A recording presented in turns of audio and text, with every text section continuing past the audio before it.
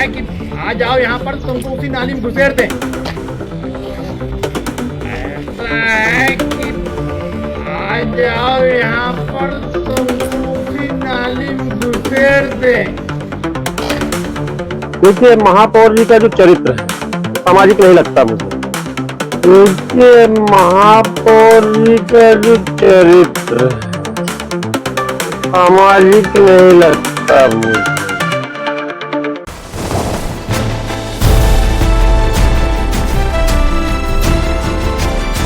नमस्कार, Usha express digital में आपका स्वागत है। मैं हूं प्रिया और अब वक्त है दिन भर की बड़ी खबरों का। तो चलिए शुरुआत करते हैं बड़ी खबर से। रीवा नगर निगम की राजनीति में विकास कम संवाद ज्यादा बोलता है और इस बार तो सीधे नाली से बह निकला है। महापौर अजय मिश्रा बाबा का एक फोन वाला वाक्य अब शहर की राजनीतिक गंगा बन चुका है, जिसमें हर कोई अपने अपने पाप धोने में लगा हुआ है। आ जाओ नहीं तो नाली में घुसेड़ देंगे। यह सिर्फ एक गुस्से का जुमला नहीं बल्कि प्रशासनिक दर्शन का नया मॉडल लगता है। अब तक शहर में नालियां साफ नहीं हुई, पर लगता है सोच जरूर उसी लेवल तक पहुंच गई है। उधर नेता प्रतिपक्ष दीनानाथ वर्मा ने भी मौका देखकर ऐसा हमला बोला जैसे वर्षों से जमा भाषण का कचरा आज ही बाहर निकालना हो। उन्होंने याद दिलाया कि देश में सफाई कर्मियों का सम्मान हो रहा है, नेता उनके पैर धो रहे हैं और यहाँ महापौर साहब सीधे घुसेड़ नीति लागू करने की बात कर रहे हैं। अब जनता सोच में है, यह सफाई अभियान है या सफाया अभियान। सबसे दिलचस्प बात तो यह है कि 4 साल तक एसी ऑफिस में बैठकर शहर की धूल से दूरी बनाए रखने वाले नेता जब अचानक मैदान में उतरते हैं तो उनके शब्द भी शायद उसी धूल से एलर्जी खा जाते हैं। इसीलिए सीधे नाली की भाषा में संवाद करना उन्हें ज़्यादा सहज लगता है और सफाई कर्मी वो इस पूरी बहस में फिर से वही बन गए हैं, एक मुद्दा, एक तंज, एक उदाहरण, लेकिन इंसान शायद नहीं। बात की असली चुभन यही है, जो लोग शहर की गंदगी साफ करते हैं उनके नाम पर राजनीति करने वाले खुद अपने शब्दों की गंदगी तक साफ नहीं कर पा रहे हैं। अंत में रीवा की नालियां भले जाम हों पर राजनीति की नालियां पूरी स्पीड से बह रही हैं और फर्क सिर्फ इतना है, यहाँ कचरा दिखता नहीं, सिर्फ बोला जाता है। तुम ये बताओ, तुम कभी गए हो इधर यूके पैलेस तरफ? कभी आए हो इधर लांग मारने? ऐसा है कि आ जाओ यहाँ पर तुमको उसी नाली में घुसेड़ दें। शर्म नहीं लगती? झूठ बोलता तेरे को।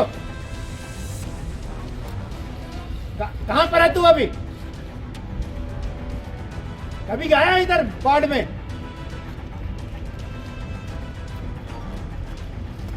यहाँ पर तीन ठो एग्जीक्यूटिव इंजीनियर खड़े हैं, वो झूठ बोल रहे हैं। जेसीबी लेकर आओ और गैंग लेकर आओ, ये बीकानेर वाले के यहाँ फाइन करो 15-20 हजार रुपए का। दलाली करते बैठा रहता है। इसको ये बुरारी, इसको हटाओ वहां से, इसको हटाओ साले को।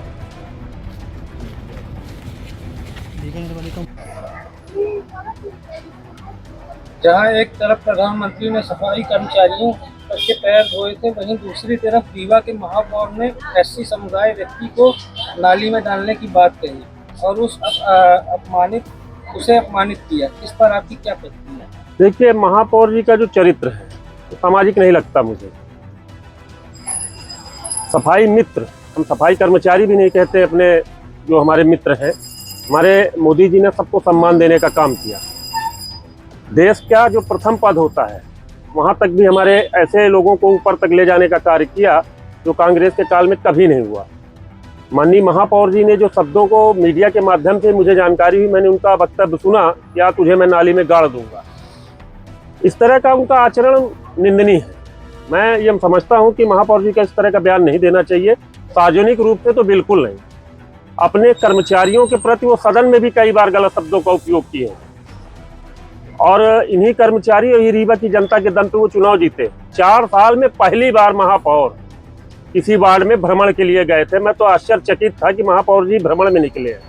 देख के मैं आश्चर्यचकित रह गया कि इनको क्या सूझा। फिर मुझे लगा कि उनका शायद कोई बहुत क्लोज आदमी वहाँ रहता होगा, इसलिए वो गए होंगे। बाकी महापौर 4 साल में अभी तक किसी भी वार्ड का भ्रमण नहीं किया, ना कहीं गए। और रही हमारे सफाई मित्र को इस तरह का शब्दों का उपयोग किया, मैं उसकी निंदा करता हूँ और सफाई मित्रों से कहता हूँ कि इसका जवाब पत्थर से दें।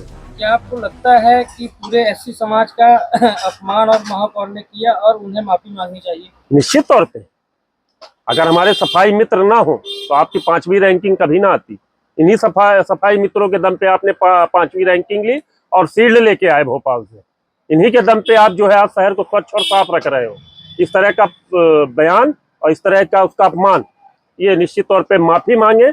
और मैं एससी समाज के लोगों से, सफाई मित्रों के लोगों से मैं चाहूंगा कि महापौर जी से कहें कि वो माफी मांगे। अगर माफी नहीं मांगते हैं तो उनके खिलाफ कार्रवाई करें। पूरे अपने कार्यकाल में क्या पहली बार उनका ऐसा भ्रमण था जहां जाके उन्होंने कुछ ऐसा विवाद किया? निश्चित तौर पे एसी रूम से वो बाहर नहीं निकलते। वो अपने चेंबर में जाके बैठ जाएंगे और वो 4-5 उनके जो विशिष्ट लोग हैं, मैं उनके लिए अच्छे शब्दों का उपयोग करूंगा, उन्हीं से घिरे हुए हैं। बाकी वो एसी चेंबर और एसी गाड़ी के नीचे वो कभी मिले नहीं। कल वो वार्ड का भ्रमण किए 16 नंबर का, मैं आश्चर्यचकित रह गया कि एक जनप्रतिनिधि जो महापौर जिसको जनता ने इतना बड़ा पद दिया, विश्वास किया, और उन्होंने उस विश्वास पे खरे नहीं उतरे और जिस तरह का कल उन्होंने कृत्य किया वो निंदनीय है। नाम बता दीजिए। दीनानाथ वर्मा, नेता प्रतिपक्ष, नगर निगम रीवा।